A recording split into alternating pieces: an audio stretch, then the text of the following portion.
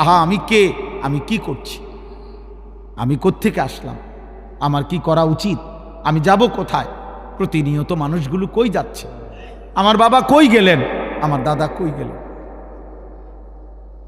আমার চাচা মামা ফুফা খালুরা কই গেলেন, কই গেলেন, আমার জ্যাঠারে আমি এক সপ্তাহ আগে দেখা গেছি, এক সপ্তাহ পরে দেখছি জ্যাঠা নাই, জ্যাঠার জানাজা আমি পড়াইছি, জানাজার আগে আমি জ্যাঠার কবরের দিকে তাকাইছি, কবর তখন খালি,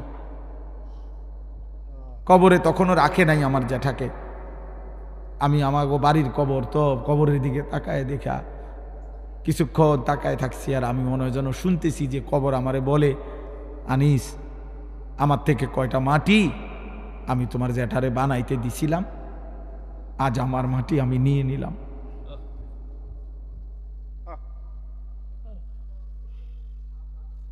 আজ আমি আমার মাটি আমি নিয়ে নিলাম। হুজুর বলতেছিলেন আমার আব্বারে দেখছেন, মহব্বত করতেন,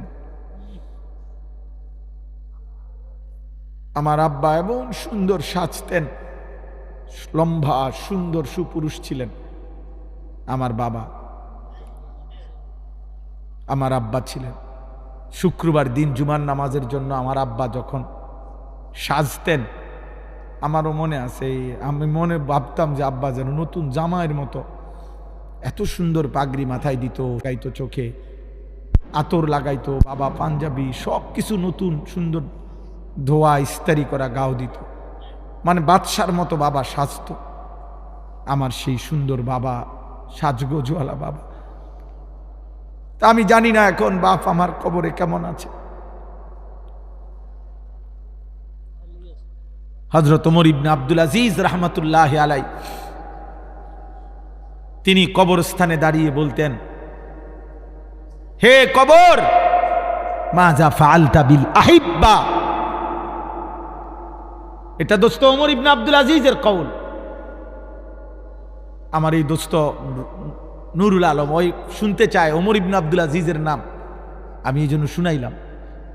ওমর ইবনে আব্দুল আজিজ কবরের সামনে দাঁড়িয়ে বলতেন, হে কবর, বলো না তুমি আমার স্বজনদের সাথে কি করেছো?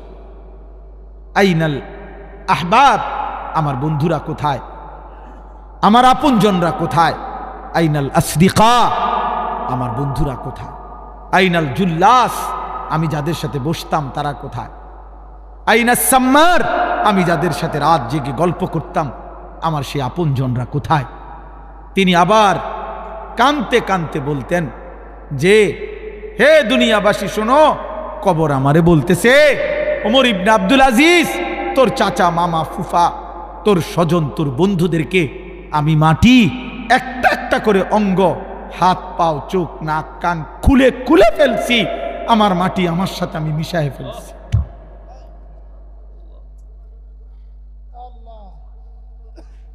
আমার মাটি আমি আমার সাথে মিশায়ে ফেলছি। দোস্ত আমার, বন্ধু আমার, প্রিয় নওজোয়ান, তুমিও থাকবা না আমিও থাকবো না, তুমিও থাকবা না আমিও থাকবা না। উনিও ছিলেন না, এখন নাই। আল্লাহ তাআলা বলেন, শুনেন, এই মৃত্যুর দৃশ্য, আল্লাহর সামনে দাঁড়াবার দৃশ্য, মৃত্যুর মুহূর্তের স্মৃতি অবস্থা আল্লাহ তাআলা এখানে তুলে ধরছেন। এই জায়গা বড় সাংঘাতিক। আমার একজন আপনজন, আমার বিবির বড় ভাই মাওলানা মুফতি উসমান গনি 2-3 দিন আগে আমার সাথে সফরে ছিলেন উত্তরবঙ্গ। তো এক জায়গায় ফজরের নামাজ পড়াইছেন এই 2 দিন আগে। তো ফজরের নামাজে উনি এই আয়াতের এই সাইডটা পড়ছেন। উনি যে সময় পড়ছে নামাজে, তখনই আমার কলিজা ছিঁড়ে গেছে যে হায় মালিক, আপনি কি বললেন? ওইখান থেকে এটা মনে হয়েছে যে আমি আপনাদেরকে শুনাই। আল্লাহ তাআলা বলেন, কুল, হে নবী আপনি বলুন, ইয়াতাওয়াফাকুম মালাকুল মাউতিল্লাযী ওয়ুক্কিলা বিকুম, আমি আল্লাহর পক্ষ থেকে আমি যেই ফেরেশতা মালাকুল মউত আজরাইলকে দায়িত্ব দিয়েছি, সেই ফেরেশতা মালাকুল মউত আজরাইল তোমাদের প্রত্যেককেই নির্দিষ্ট সময়ে মৃত্যু দিয়ে দিবে। ইয়াতাওয়াফাকুম, তোমাদের মৃত্যু ঘটাবে, তোমাদের জান কবজ করবে আমার হুকুমে। ঠিক ওই টাইমে আমি রব ফায়সালা দেই, যেই টাইমে আল্লাযী ওয়াক্কিলা বিকুম, আমি যাকে তোমাদের মৃত্যু জান কবজের জন্য দায়িত্ব দিয়েছিলাম সে তোমাদের মৃত্যু ঘটাবে। আমি একটু ব্যাখ্যা করব, আগে তর্জমা বলি। সুম্মা ইলা রব্বিকুম তুরজাউন, প্রতিটা মৃত্যুর পরে মালাকুল মউত আজরাইল জান কবজের পরে এরপরে কি হবে আল্লাহ বলেন, অতঃপর তোমরা সকলেই একমাত্র শুধুমাত্র আমি আল্লাহর কাছেই ফিরে আসবে। ধনী হও গরিব হও, সুস্থ হও অসুস্থ হও, সম্পদশালী হও আর দুর্বল হও, গ্রামের হও আর শহরের হও, বোঝো বা না বোঝো, ইমানদার হও আর বেঈমান হও, আমার কাছে ফিরতে হবে। কার কাছে? সুম্মা ইলা রব্বিকুম তুরজাউন। তাহলে দুই কথা বলা হইল। এক, হে নবী আপনি বলে দেন তোমাদের প্রত্যেককে আমি আল্লাহর পক্ষ থেকে নির্ধারণ করা মালাকুল মউত আজরাইল জান কবজ করবে, মৃত্যু দেবে, অতঃপর তোমাদের সকলকেই আমি আল্লাহর কাছে ফিরতে হবে, আসতে হবে। গেল এটা। এবার দ্বিতীয় আয়াত আল্লাহ তাআলা বলেন, ওয়ালাউ তারা ইদিয যালিমুনা নাকিসু রুউসিহিম ইনদা রাব্বিহিম। হায় বন্ধু, আপনি যদি সেই দৃশ্যটা একটাবার দেখতেন।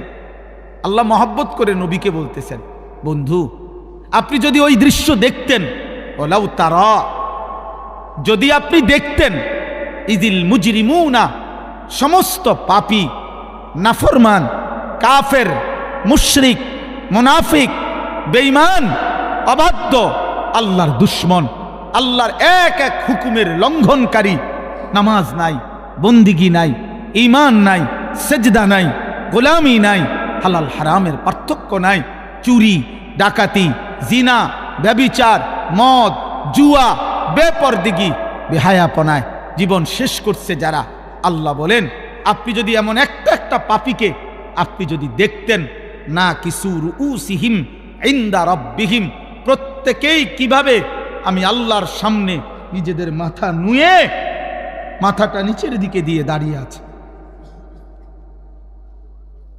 সেদিন আমি আল্লাহর সামনে চোখ তুলে তাকাবে, সেদিন আমি আল্লাহর চোখের দিকে তাকিয়ে একটা প্রশ্নের উত্তর দিবে, সেদিন আমি আল্লাহর মুখোমুখি হলে আমার দিকে চোখ ফিরে দেখবে। খোদার কসম আল্লাহ বলে, বান্দা এই সক্ষমতা থাকবে না, এই সক্ষমতা থাকবে না, এই সক্ষমতা থাকবে না।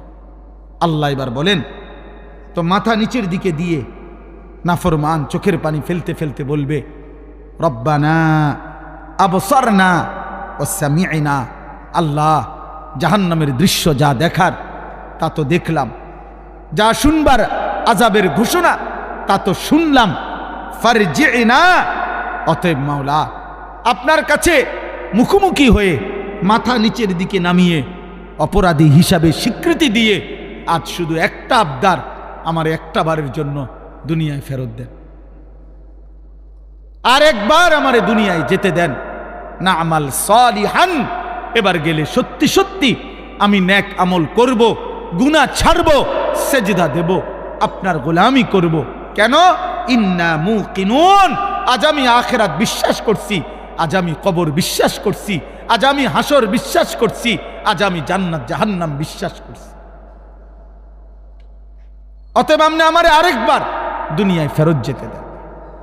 আল্লাহ তাআলা এবার তৃতীয় আয়াত আল্লাহ তাআলা বলেন, আল্লাহ জবাব দিবেন, ওয়ালাউ শি'না লাআতাইনা কুল্লা নাফসিন হুদাহা। আল্লাহ বলেন, এই বান্দা, এই নাফরমান, তুমি জানো আমি সেই আল্লাহ, আমি তো চাইলে প্রথমবারের দুনিয়াতেই তোমাদের সকলকে সেজদা দেওয়াইতে পারতাম, আমার গোলামি করাইতে পারতাম, আমার বন্দিগি তো আমি করাইতে পারতাম, আমি তো ক্ষমতাবান ছিলাম, আমি তো পারতাম, আমার এক সুতা নাফরমানি করে এক ঢোক পানি তো পান করতে পারতা না, আমি চাইলে আমার বিরোধিতা করে, আমার হুকুমের লঙ্ঘন করে 1 সেকেন্ড আমার নিঃশ্বাস নিতে পারতা না, হৃদয়ের স্পন্দন চলতো না। আমি তো পারতাম বান্দা, কিন্তু ওয়ালাকিন হাক্কাল কওলু মিন্নি, আমি আল্লাহর চূড়ান্ত ফয়সালা এটা, লা আমলা আন্না জাহান্নামা, আমি জাহান্নামকে পূর্ণ করব মিনাল জিন্নাতি ওয়ান নাসি আজমাইন, অগণিত মানুষ এবং জিনের দ্বারা। অগণিত মানুষ এবং জিনের মাধ্যমে আমি আমার জাহান্নামকে পূর্ণ করে দেব। নাউযুবিল্লাহ, নাউযুবিল্লাহ। আল্লাহ বলছেন এই জন্য আমি তো সকলকে চাইলে দুনিয়াতে, আচ্ছা বলেন আমরা যারা এখানে আছি 1 ওয়াক্ত নামাজ পড়ি না, আল্লাহ চাইলে আমাদেরকে নামাজ পড়াইতে পারবে না? আমরা যারা আল্লাহর নাফরমানি করি, আমাদের আল্লাহ চাইলে আমাদেরকে আল্লাহর অনুগত বান্দা হিসাবে দুনিয়া চালাইতে পারবে না? আমরা আল্লাহ আমাদের সাথে কুলাবে না? কথা বলেন না কেন? আল্লাহ আমাদের সাথে পারবে না? আল্লাহ তাআলা বলেন ফাজুকু, এই দেখেন শেষ আয়াত, ফাজুকু বিমা নাসিতুম লিকা ইয়াউমিকুম হাদা। অতএব হে বান্দা, এটা সাংঘাতিক কথা, হে আমার নাফরমান বান্দা, জাহান্নামের আযাব ভোগ করো। আজকে নাসিতুম লিকা ইয়াউমিকুম হাদা, এই আখিরাত, এই পরকাল, এই হাসরের মাঠ তুমি দুনিয়ায় থাকতে ভুলে গিয়েছিলে। কত লক্ষবার তোমার কাছে আমি পৌঁছাইছি, কত ইমাম, কত আলেম, কত ওয়াইস, কত আউলিয়া, কত পীর, কত বুজুর্গ, আল্লাহর প্রিয় বান্দা চোখের পানি ফেলে ফেলে তোমারে বলছিল তুমি টোটালি আখিরাত ভুলে গেছো, গুনার নাফরমানির উৎসব করছো, গুনার নাফরমানির জোয়ার উঠায় দিছো। তুমি যেমন সেদিন দুনিয়ায় থাকতে আজকের আখিরাতকে ভুলে গিয়েছো। আল্লাহ বলেন ইন্না নাসিনাকুম, আজ আমি আল্লাহ তোকে ভুলে গেলাম, আজ আমি তোকে ভুলে গেলাম। অতএব দেখি এবার তোর কোন বাপ তোরে বাঁচায়। এবার তুমি বলো বান্দা, তোমার কোন বাপ তোমাকে বাঁচাবে?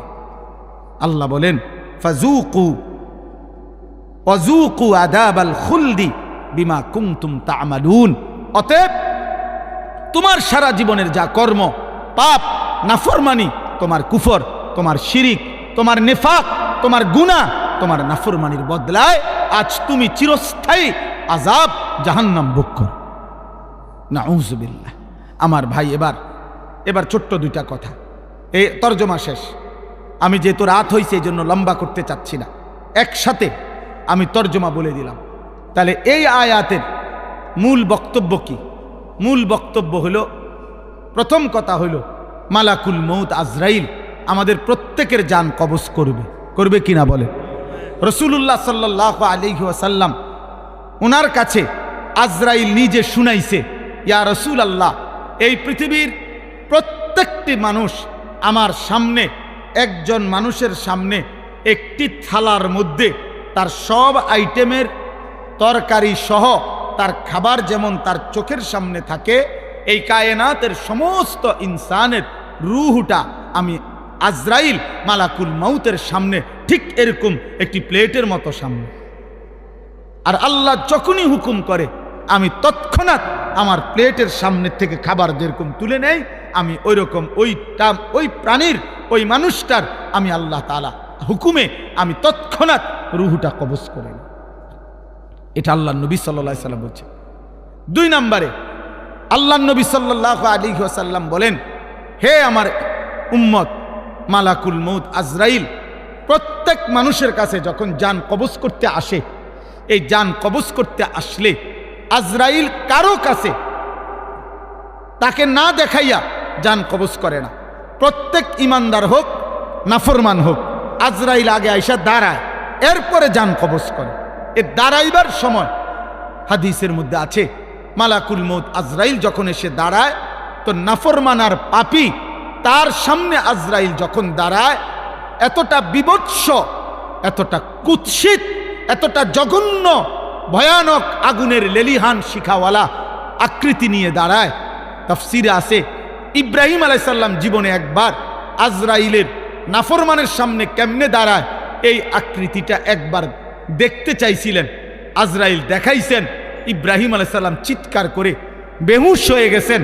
আর হুঁশ আসার পরে ইব্রাহিম নবী বলছেন, হে মালাকুল মউত, খোদার কসম জাহান্নামের আযাব লাগবে না, কবরের আযাব লাগবে না।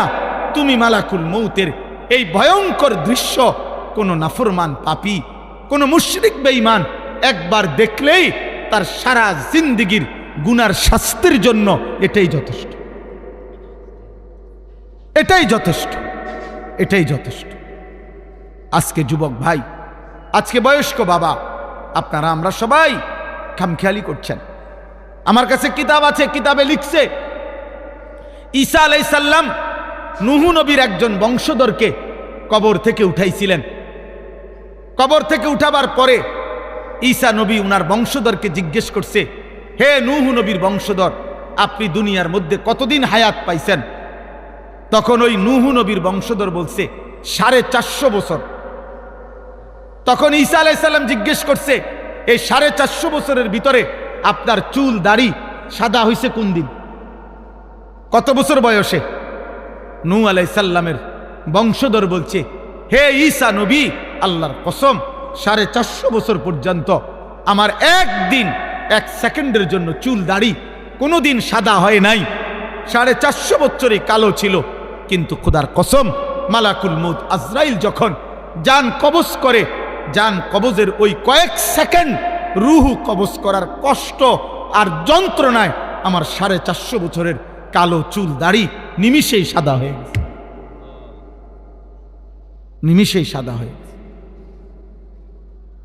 আরো শুনেন আমার দোস্ত, কিতাবের মধ্যে আছে রাসূলুল্লাহ সাল্লাল্লাহু আলাইহি সাল্লামের একজন বিখ্যাত সাহাবী আমর ইবনে আস রাদিয়াল্লাহু তাআলা আনহু, তিনি বলছেন ওনার সন্তান ওনার মৃত্যুর পূর্ব মুহূর্তে নবীর সাহাবীকে জিজ্ঞেস করছে, আব্বা, এই মুহূর্তে আপনি নবীর একজন মহান সাহাবী, আপনার মৃত্যুর যন্ত্রণা আজরাইলের রূহ কবজ করার পূর্বে কেমন লাগতেছে?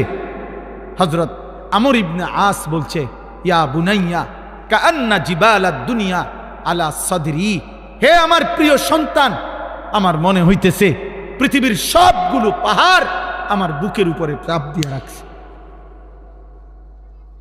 পৃথিবীর সমস্ত পাহাড় আমার বুকে চাপ দিয়ে রাখছে। দোস্ত আমার, দোস্ত আমার, বন্ধু আমার, সাকরাতুল মউত, মৃত্যু যন্ত্রণা, মৃত্যু বড় ভয়ানক বিষয়, মৃত্যু বড় ভয়ানক বিষয়, মৃত্যু বড় ভয়ানক বিষয়।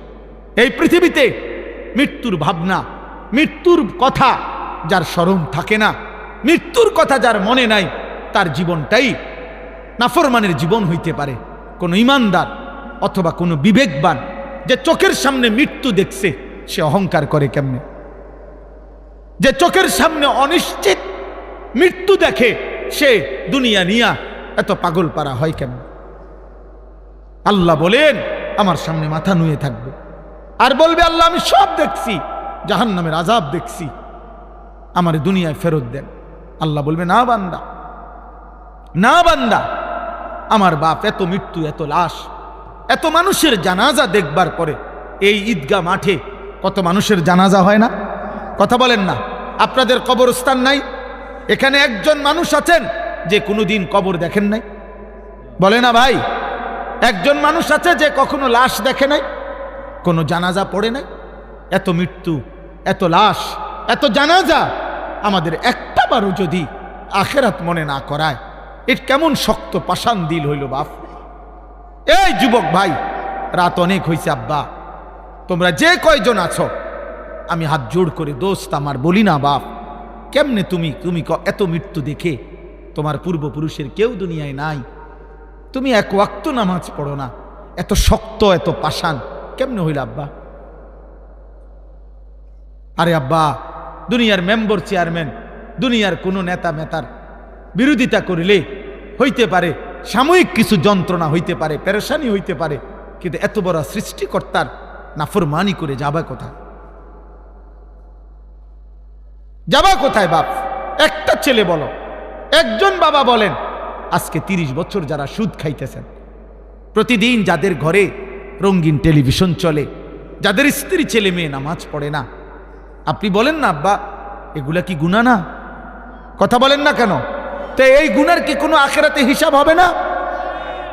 আমার বাপ, কোরআনুল কারীমের মধ্যে আছে একজন নাফরমান মোট 3 বার আল্লাহর কাছে আবার দুনিয়ায় ফেরত আসতে চাইবে, খোদার কসম 3 বারই আল্লাহ বলবেন না না না বান্দা। একবার যখন জান কবজের সময় হয়, আজরাইলের ভয়ানক এই বিভৎস কুৎসিত চেহারা দেখে নাফরমান চিৎকার দিয়া বলবে, পৃথিবীবাসী শুনবে না। আল্লাহ বলছে, নাফরমান বলবে রব্বির জিউন, আল্লাহ দুনিয়ায় আর কিছুদিন থাকতে দেন, নেকামল করব। আল্লাহ বলবেন না।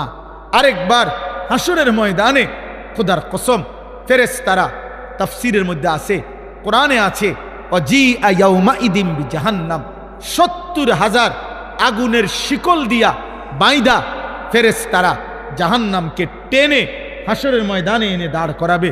এই হাসরের ময়দানে যখন জাহান্নামের দিকে এক নজর তাকাবে, তখন জাহান্নামীর এই দৃশ্য দেখে জাহান্নামী নাফরমান চিৎকার দিয়া আল্লাহকে বলবে, আল্লাহ আমারে দুনিয়ায় ফেরত যেতে দেন।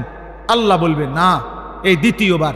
আর তৃতীয়বার হলো যখন জাহান্নামীকে জাহান্নামে ফেলা হবে, প্রতি মুহূর্তে প্রতি সেকেন্ড রব্বে কাবার কসম মিনিট মিনিট জাহান্নামী শুধু চিৎকারই করবে আর বলবে, আল্লাহ দুনিয়ায় ফেরত যেতে দেন, দুনিয়ায় ফেরত যেতে দেন, দুনিয়ায় ফেরত যেতে দেন।